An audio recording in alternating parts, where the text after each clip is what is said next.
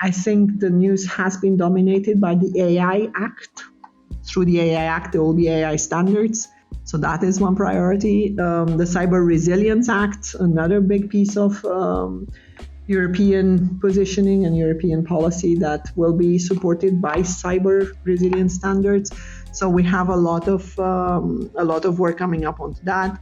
You are listening to The Standard Show, the podcast that brings you the stories behind the standards with Matthew Childs and Cindy Parakill. I mentioned the digital strategy that has driven also data interoperability, the digital product passports. Those are other two very big pieces of work coming our way. And not to forget, I think, because of course we're talking about all very technological priorities, there's also a very big attention paid to sustainability, to circular economy.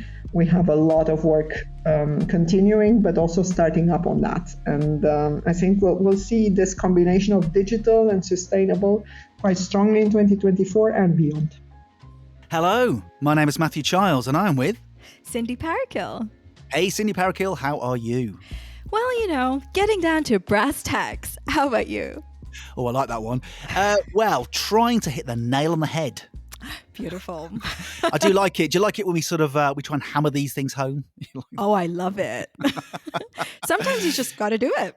I've got to do it, yeah. So I should say, welcome to The Standard Show, the podcast that for nearly 4 years and approaching 150 episodes brings you the stories behind the standards. I know, woohoo!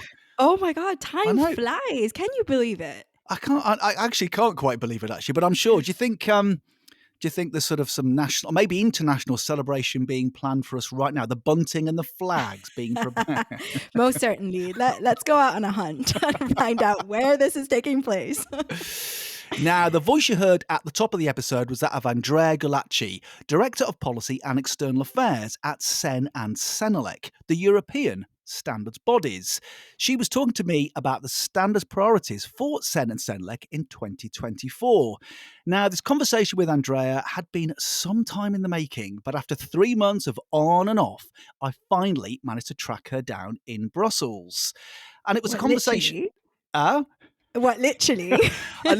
I literally, I did stalk her. Yeah, I managed to. I've got 3 months out there, and I finally managed to get a microphone in front of me. So was it a virtual recording? Or it would have been nice to do face to face, but it was a virtual recording. Yes, but we finally did it after 3 months of on and off. Super. And that was a conversation not just about standards development priorities, but also about the European Standardization Strategy and that recent European Court of Justice judgment on free access to harmonized European standards, which we covered in last month's Standards Desk of News. And a couple of things particularly close to my heart: standards education and standards research.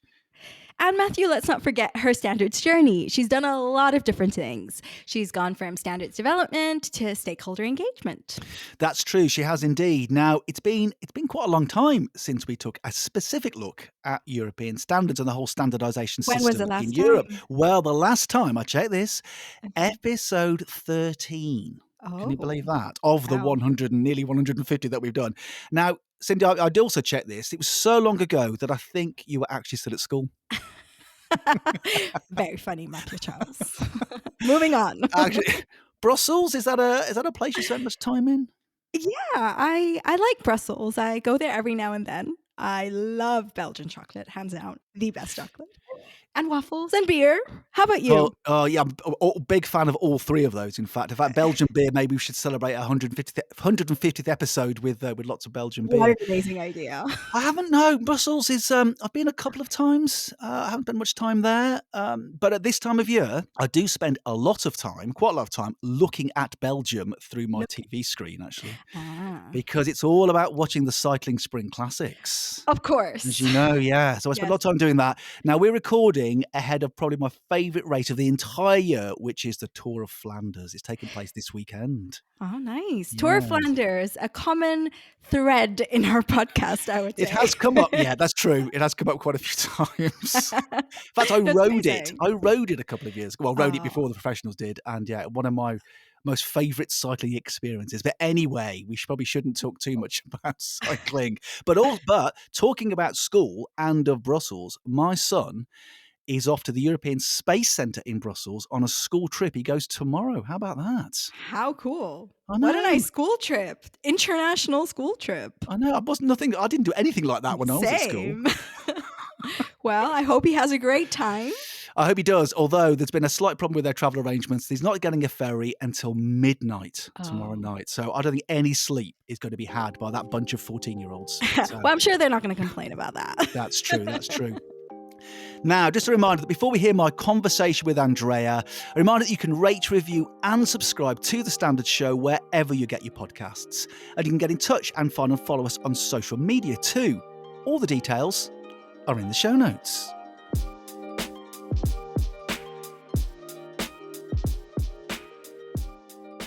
Now, in early March, the European Court of Justice, or the ECJ, delivered its judgment in a case concerning public access to 4 harmonised standards under Regulation 1049. Now, Regulation 1049 is all about the right of public access to documents. A harmonized standard is a European standard developed by a recognized European standards organization, so CEN, CENELEC, or ETSI, following a request from the European Commission to one of them. Around 25% of European standards are developed following these requests, and the resulting standards support public policy in a variety of ways. Most commonly, to respond to harmonized regulatory requirements across the European single market. Now, the judgment itself did not call into question that harmonised standards are subject to copyright protection. However, the ECJ did find there's an overriding public interest in the disclosure of harmonised standards under Regulation 1049, and it therefore annulled the European Commission's decision to refuse free access to the 4 standards requested, which were all about EN 71 for toy safety. I started by asking Andreea about CEN and CENELEC's reaction to the judgment. Actually, that's a very good question. Of course, it's been a bit dominating the news now around standardization lately, this European Court of Justice ruling. And it's been a bit of shock to the system, if I can call it like that. I think it's been from our point of view, so from CEN CENELEC point of view and the members' point of view, I think we need to be very strict and very clear about the distinction between law and standards. European law being obligatory and standardization being a voluntary process. And I think that's the core value of European standardization, which now, of course, through this judgment has been a bit questioned. Being a ruling, the main party to this ruling is the European Commission, so they will need to implement now the decision. I think from a system perspective, where we're at today is we have to turn this challenge into an opportunity for CEN CENELEC, for the members to see how we go on with harmonized standards, and time will tell. Of course, it's a very topical question, but also very much now being debated and discussed and adapted in the system. So I think it's stay tuned would be the journalistic. I think, yes, exactly. I think there's definitely more to come. We're on a bit of a journey with this, aren't we? And talking of standards journeys, now look, being the Standards Show, we ask all of our guests really, what's been their standards journey. So how and when did standards start for you, and where are you now? Standards started for me a long time ago. I don't know if I should say that because everybody goes, oh my God. It's been quite a few years now that I'm in standards. It's been a bit of an accidental start, I must say, because I was initially recruited based on the languages I speak, translation jobs, but then, that was not the right fit. So I went into standardization and standards development. I'm now with CEN and CENELEC, so the European Standards Organizations, for 20 years, but been through quite a few different jobs and different responsibilities. And since the beginning of this year, I'm responsible for all our policy and international relations and research activities. So that's my current responsibility. I did start in standards development, so really in the standardization core standardization technical committees business. I was responsible for the services work, and I started just when the services directive regulation was being developed at the European level. So a very nice way to combine, if you want, policy, single market, standards, and see how they work together. Do you miss at all getting involved in the standards development side of things? I do. I think it's very hands-on, and it's a very the beauty of the standards work at the European level is really bringing all the different voices and parties to the table. And I think for someone, I mean, I have a policy and international affairs background, so for someone to be sitting in a committee meeting where you see really how people negotiate their position, their national position, how they bring issues to the table, it's a very fascinating work. I must admit, if you understand the subject, great. If you don't, you're a bit lost. But it's a very dynamic and very very interesting process. So I do miss that. Of course, I do. Being a policy background, I very much enjoy being now the part of policy and policy engagement. You are director of policy and external affairs now at CEN and CENELEC. I've just been interested on a day-to-day basis. What does that involve? A variety of things, and probably that's what keeps me also still in CEN CENELEC is the variety of my files. I mean, a regular normal day would be different discussions and exchanges with the European Commission. We have also exchanges with the European Parliament on certain priority files. Then joining meetings with experts, with other European associations. I mean, being a European association ourselves, the links we have in Brussels are with other European associations, with our partners, and discussing that. I mean, at the moment, just to give you a sense of things, we're meeting with digital associations, talking about the digital product passport. We're meeting with construction associations, talking about green deal, the sustainable construction. So that's another part of the job. And then, of course, we have increasingly so more and more CEN and CENELEC participation in European research projects, which brings another dimension to the work. So it's a very busy days, busy weeks, busy months. Now, you mentioned some of the European institutions there, talked about the Commission. I just wonder, for listeners who may not be aware, what is the relationship between CEN and CENELEC and the European Union and the European Commission in particular? That's a good question. I think it's also a bit misperceived aspect of who we are and what we do. I think important probably for listeners not fully familiar maybe with CEN and CENELEC. I think as European standards organizations, there are three, CEN and CENELEC and ETSI. We're all three recognized by a regulation in Europe that sets out the grounds of who the European standards organizations are and what do we do.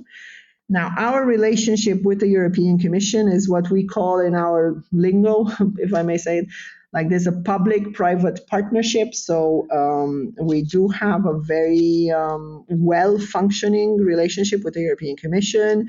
We get requests from the European Commission to develop standards. You were mentioning at the very beginning, the European Court of Justice about harmonized standards. So we do receive requests from the European Commission on that. But as such, it's a partnership. So it's we're as standards organizations, obviously stakeholder-driven, industry, but SMEs as well, consumers, environmental voices, all drive the standardization work program. However, being part of, if you want, the invisible glue, if I may call it like that, of the single market, through our standards, we do have a very close relationship with the European Commission as well. Hence why this possibility for the Commission to issue requests to CEN, CENELEC, and ETSI to develop certain standards. Sort of a partnership relationship. But in terms of the European Standardization Strategy, where does CEN and CENELEC fit in with that as well? Well, that was, I mean, it's as a strategy, of course, it's a strategy issued by the European Commission, but very much making us the central actors into it, bringing very much the light and focus on CEN, CENELEC, and ETSI. Where do we fit in that? I think we welcomed very much the strategy when it was issued in 2022, if I'm not mistaken. And because it brought a different understanding and a different, maybe more political light to standardization. So it made that shift from what was perceived as a purely technical work to something that actually deserves attention from a more policy level, from a more trade perspective, from a more global positioning level. So in that sense, it was a very welcome piece of communication from the European Commission.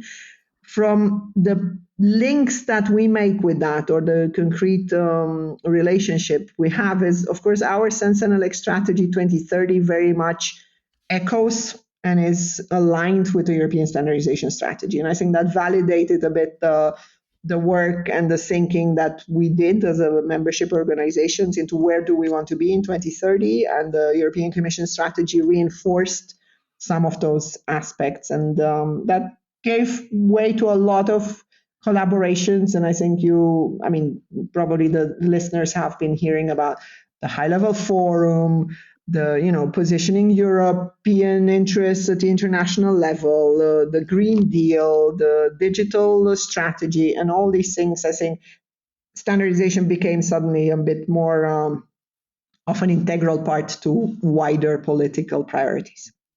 That's an interesting. I just want to sort of pick up on that, because how would you describe, the European standard system generally at the moment? What sort of state of health? How would you describe the state of play for European standards at the moment? That's a nice question. It's kind of looking back now and looking a bit into the future as well. I just wondered, is it given what you just said there in terms of the added political context, is it in a healthy state? I think so, and I think the shift we saw in terms of where it stands is suddenly standards are not seen purely as an implementation tool, are seen also as a bit more of a strategic policy tool. And I think as Europe, we have become more wary maybe of where other regions of the world use standardization to their advantage. So why are we not doing the same? And I think that has been a boost to our activities. And we saw standardization now being integral of trade discussion, integral of the different TTCs that are in place, integral to research. I was mentioning research projects increasingly so make reference to standardization as an implementation tool. So it's been a shift in the way we perceive standardization. I think consumers have become a lot more alert and aware of standardization. It comes, of course, with its own set of, the more someone knows what you do, and the more it's becoming a public knowledge about standardization, the more questions come up as well, maybe, and criticisms. But I think it's a good dynamic that we have at the moment with regards to standardization, and also a reassessment maybe a bit on where standards fit in the wider European sphere. And we have from stakeholders, from consumers, from industry as well, but also from the policymakers, increasing awareness and understanding that standards is an important tool that needs to function for the single market. Do you want to help make people's lives easier, safer, and more enjoyable?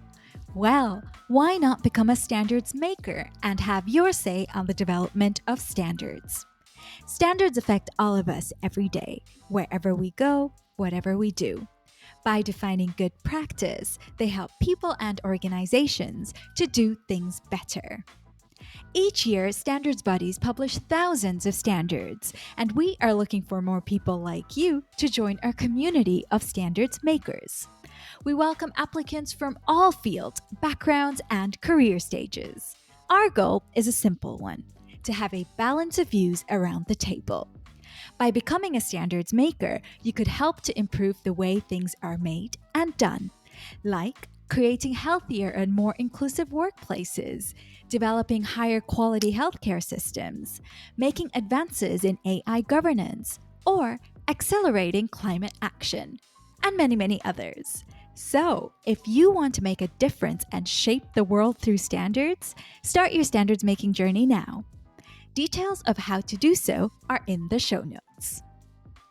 In terms of priorities for 2024, I've asked you to come on here really to talk about, where are we with standards development at the moment for CEN and CENELEC. So what are your standards priorities for 2024?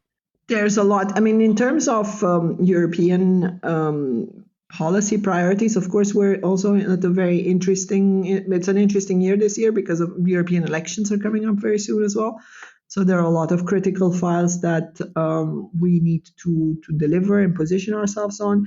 I think the news has been dominated by the AI Act. And through the AI Act, there will be AI standards. So that is one priority. The Cyber Resilience Act, another big piece of European positioning and European policy that will be supported by cyber resilience standards. So we have a lot of work coming up on that. I mentioned the digital strategy that has driven also data interoperability, the digital product passports. Those are other two very big pieces of work coming our way. And not to forget, I think, because of course we're talking about all very technological priorities. There's also a very big attention paid to sustainability, to circular economy. We have a lot of work continuing, but also starting up on that. And I think we'll see this combination of digital and sustainable quite strongly in 2024 and beyond. You mentioned there about artificial intelligence, the AI Act, the EU AI Act. Just how important a piece of legislation is that, do you think, for standards development in Europe? I think it's critical because first of all, the discussions around the AI Act have been very lengthy and very complex. And from the standards organizations' perspectives, we have been consistently involved in those discussions to make sure that the standards work that will follow and will be connected to the AI Act is aligned with, of course, with the European industry and European society needs, but also that we do take into account what is happening internationally, because, of course, as CEN and CENELEC, we closely work with ISO and IEC, and there is work happening on AI standardization at the international level. So standards are definitely integral to the AI Act. We do have very broad technical committee at the European level on AI. There is the same at the international level. So I think our role will now be the alignment with the international, but also making sure that whatever needs to be delivered in terms of European specificities with regards to AI, we are the organizations to do that. You mentioned the political earlier, Andreea. I just wonder where you said the European elections are coming as well in June. What influence might the results have on European standards development? I mean, we're as standards organizations, of course, we're apolitical. So I would hope that in terms of elections and results, the impact will not be so visible or so immediate. But definitely in terms of where Europe will set its next priorities for the next political cycle will be very important for us to take into account and see how standards fit in that narrative. Because the elections, of course, and their result is one thing, but once the elections are over, we will see a full change of the European institutions, which means, of course, new people coming in key positions, new people with new agendas and new priorities. And those priorities will then drive what comes next, also in terms of European standardization. So our main role this year and early next year will be to very closely, if you want, establish a relationship of trust and exchange with the European policymakers coming up. And to make sure that standardization continues to be taken up in a sound, sensible, voluntary way in the next policy priorities. Now, something very close to my heart, having worked in this area for a while now, education about standardization, and also research there that you mentioned earlier. Where are we with CEN and CENELEC in terms of standard research? What are the big projects that are currently being worked on?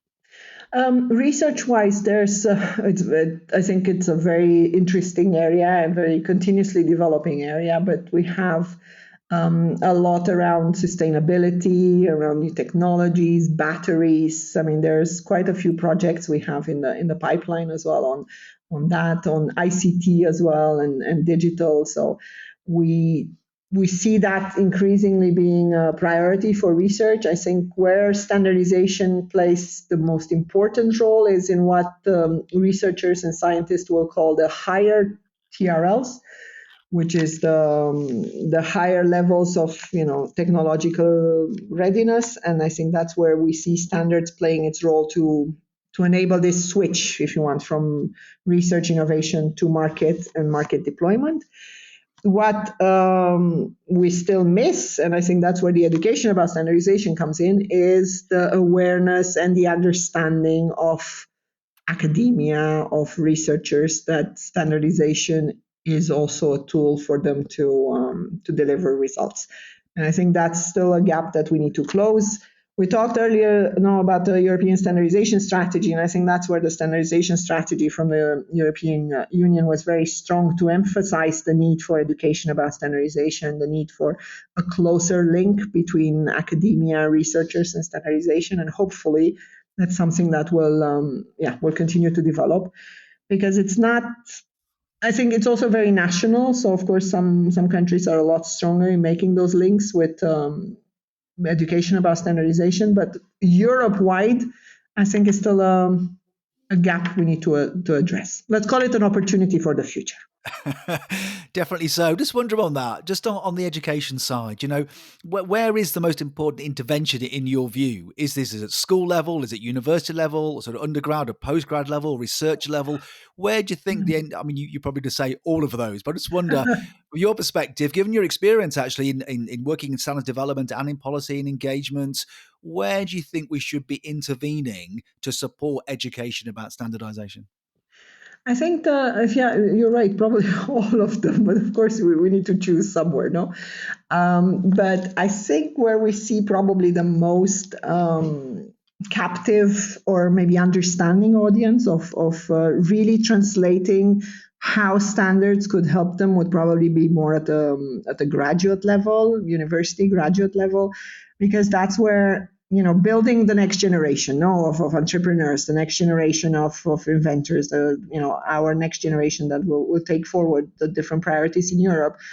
I think part of their toolkit, I don't know how to call it, part of their toolbox, entering the workforce, standardization should be part of that. And the young entrepreneurs of tomorrow should be aware that, look, by having a new idea, starting a startup, entering the market, yes, they'll need a lot of different knowledge and a lot of different tools to pick on, but standards should not be an afterthought, because I think there's only that many clever new products or services that can be scaled up without standards. And I think that's where we need to make the link and clarify that, or I don't know, or equip, but it's probably a better word, equip the next generation, so the graduates, the students, with that understanding of what standardization is, where it can come in, and how it can help them succeed.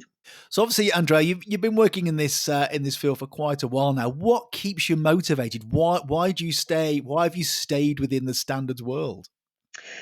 Well, I think if our exchange today and question answers is anything to go by, it's a very varied and interesting job, and it's a job that I think as a European reflects a lot of the European values, European ideals. It comes with its own challenges as well, because naturally, building a single solution for Europe is not always easy, but it's a diverse job. It's an international job. It's a job that always brings with it new solutions, new things, and also I think it's in the end also a very tangible job, because you do see concrete standards making, I guess, my life as a citizen. No, when I leave the office, I am a citizen like anyone else in Europe.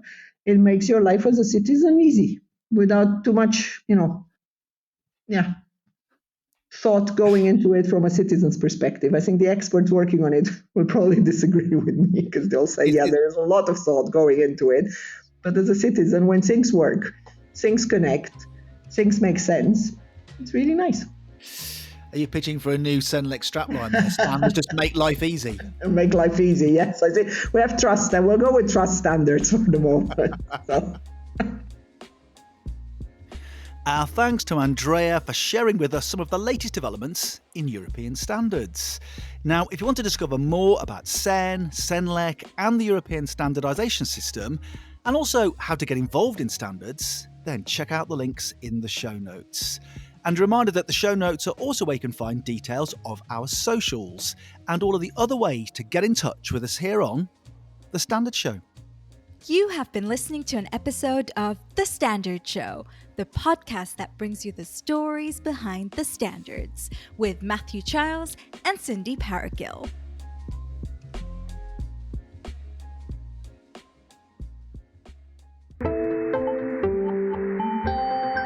You just heard a Stripped Media production.